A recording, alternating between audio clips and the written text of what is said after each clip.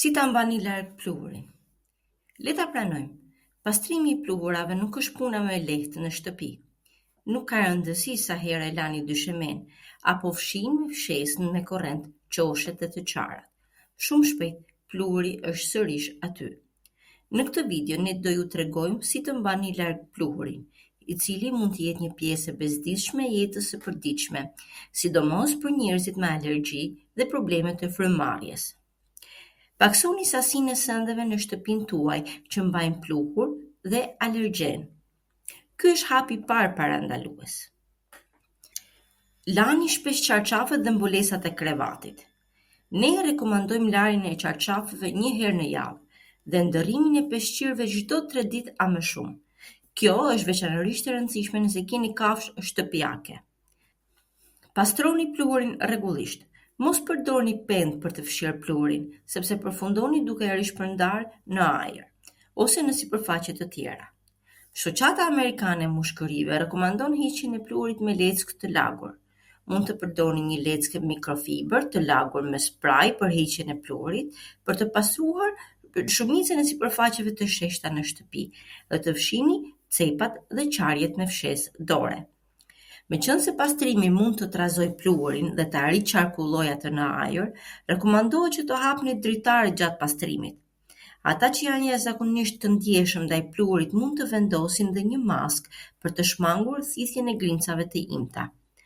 Pastrimin niseni nga lart poshtë, pra duke pastruar fillimisht ventilatorët, abazhurët, majet e kornizave të fotografive.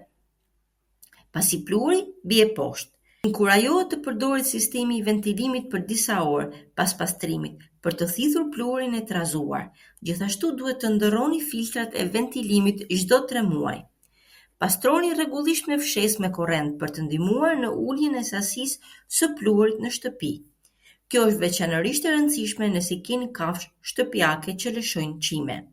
Rekomandohet përdorimi i fshesave me korrent me HEPA filter, filtra të cilësisë së lartë për pastrimin e ajrit, për të bllokuar grincat e pluhurit. Por edhe nëse fshesa juaj me korrent nuk ka HEPA filter, s'ka problem. Është më mirë të pastroni qilimat dhe tapiceritë me një fshesë me korrent të papërsosur sesa të lini pluhurin të grumbullohet. Gjithashtu sugjerohet zbrazja koshit të pluhurit të fshesës jashtë direkt në koshin e plerave, për të zvogëluar ekspozimin ndaj errësisë së pluhurit që shpesh fryhet ndërsa ju e zbrazni ata. Përdorni një pastrues ajri për të ulur grumbullimin e pluhurit. Një pastrues ajri mund të ndihmojë gjithashtu në uljen e reaksioneve alergjike që shkakton pluhuri, duke filtruar alergjenet e ajrit, porët e mykut, polenin, bakteret dhe tymin. Rekomandohet dhe përdorimi i pastruesit të ajrit 24 orë në 7 ditë në cilësimin i qetë, i cili në përgjithësi është cilësimi mesatar në pastruesit me 3 shpejtësi, ose cilësimi i lartë i mesëm në makinat me 4 shpejtësi. Vendosni një pastrues ajri në çdo dhomë në shtëpinë tuaj. Pastruesi i ajrit duhet të vendoset të paktën 45 cm larg një muri apo mobiljeje. Vendosja ideale e pastruesit të ajrit është afër pikës së mesit të dhomës, ku ju po e përdorni.